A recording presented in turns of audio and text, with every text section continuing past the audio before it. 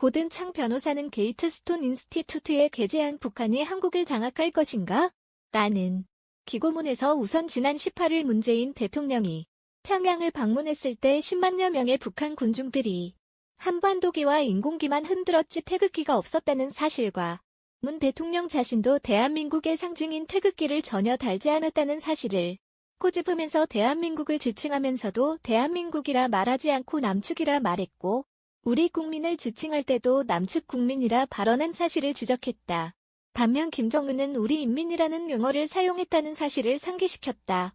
문재인 대통령의 이러한 태도에 대해 고든창 변호사는 사실상 한국의 주권을 주장하지 않은 것이나 다름없는 행동으로 봤다. 문 대통령이 북한에 가서 그러한 행동을 한 것은 이미 한국의 교과서에도 반영되고 있다는 정도. 고든창 변호사는 지적했다. 즉, 1948년 8월 1일 대한민국의 정통성, 곧 한반도에서의 유일한 합법정부라는 개념도 삭제해버렸고 자유민주주의에서 자유라는 단어를 삭제하려는 움직임도 정부 여당이 벌이고 있다고 했다. 이러한 흐름에 대해 고든창 변호사는 문재인 대통령이 사실상 민주주의 이념을 훼손시킨 것이라고 판단했다.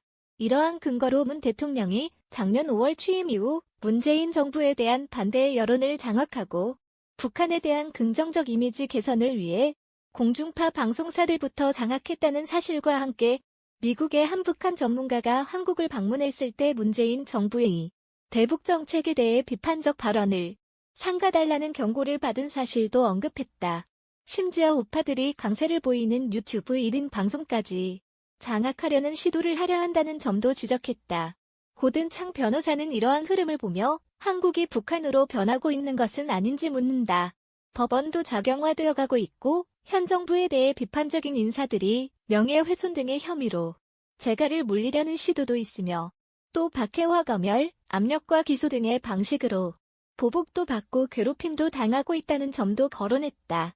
고든창 변호사는 종북좌파의 무리들이 적폐청산이라는 명분으로 공포 분위기를 조성하고 왕성한 활동을 하는 탈북자들까지 쓰레기라고 지칭하면서 체포조를 만들어 억압하려는 사회적 분위기도 지적했다. 더 큰 문제는 문재인 정부가 그동안 한국의 안보를 지켜왔던 주요 정책들을 평화체제 구축이라는 명분으로 군축을 하면서 대대적으로 파괴하려 한다는 점에 대해 고든창 변호사는 우려를 표했다. 바로 이 점에 대해서는 수십 년간 한미동맹이라는 이름으로 지켜왔던 방어선들이 허물어질 수도 있기에 미국도 관심을 가져야 한다고 고든창 변호사는 경고했다. 고든창 변호사는 또 문재인 대통령 주변에 주치사상으로 무장된 인물들이 포진하고 있으며 특히 임종석 실장 등의 그룹에 대해서도 우려를 표명했다. 고든창 변호사는 지난 5월 26일에도 2차 남북정상회담과 관련한 폭스뉴스와의 인터뷰에서 문재인 대통령을 북한과의 사랑에 빠져있는 인물로 묘사하면서 북한이 남한을 실제 접수하기를 원하는 사람들로 자기주의를 채워놓고 있다는 점을 지적한 바 있다. 고든창 변호사는 이어 김정은과 문재인이 함께 있는 것을 보면 염려가 된다면서 북한과 북한 동조자가 함께 있기 때문이라고 그 이유를 밝혔었다. 북한을 방문하면서 당연한 외교 의전인 태극기 개양을 주장하지도 않은 문재인 정부의 태도를 어떻게 봐야 할까? 대통령이 먼저 태극기를 가슴에 달지도 않고 한국 국민을 남측 국민이라고 지칭하는 것을 어떻게 받아들여야 할까? 고든창 변호사는 데일리 비스트에 기고한 글을 통해서는 문재인 대통령은 평양의 연방제 통일 노선에 따라 남북연방을 만드는 것이 목표일 뿐 비핵화에는 관심도 없다고 지적해 파문이 일고 있다.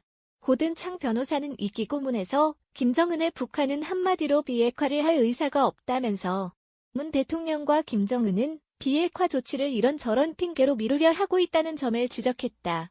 트럼프 대통령에게 보낸 김정은의 친서도 사실상 비핵화 과정을 지연시키려는 술책이라고 판단한 그는 문 대통령이 김정은과 함께 단계적 비핵화를 주장하는데 이는 김정은의 북한이 비핵화를 향한 발걸음을 옮길 때마다 이에 상응하는 조치를 해주어야 한다는 것으로 이제까지 한 번도 성공해보지 못한 모델로 미국이 받아들이기 힘든 것이라고 평가했다.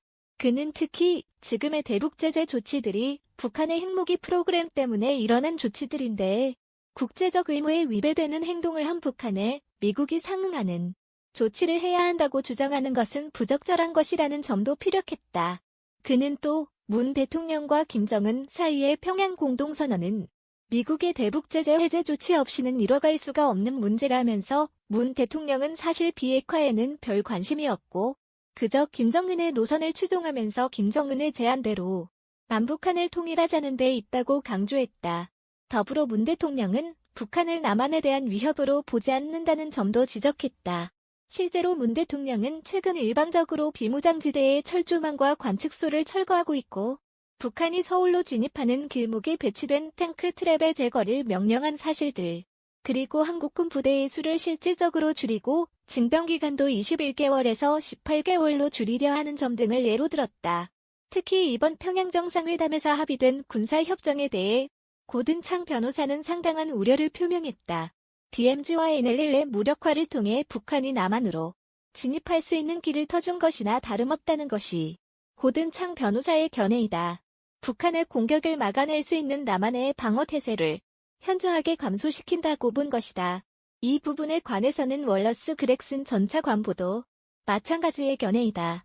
월러스 전 차관보는 지난 20일 RFA를 통해 서울을 내려다보는 개성의 고지에는 14,300문의 장사정포와 방사포가 배치돼 있다면서 이를 제거한다는 내용이 담겨있지 않은 이번 남북군 사합의서는 아무 의미가 없다고 주장한 바 있다. 그렉슨 전 차관보는 김정은이 정말 평화적인 의도가 있다면 서울을 사정권에 두고 있는 전방지역 장사정포를 후방으로 옮겨 배치해야 한다고 덧붙인 바 있다. 고든창 변호사는 이어 문 대통령이 미국의 반대에도 불구하고 개성에 남북공동연락사무소를 개설했다면서 이 사무소는 명백히 유엔의 대북제재를 위반한 것이라고 주장했다. 그는 이어 문 대통령은 앞으로도 미국 등의 반대에도 불구하고 독자적 행동을 취할 수 있다면서 미국은 더 이상 정상회담을 한다면서 비핵화 행동이 지체되어서도 안 되고 북한의 속임수에 넘어가서도 안 된다는 점을 분명히 했다.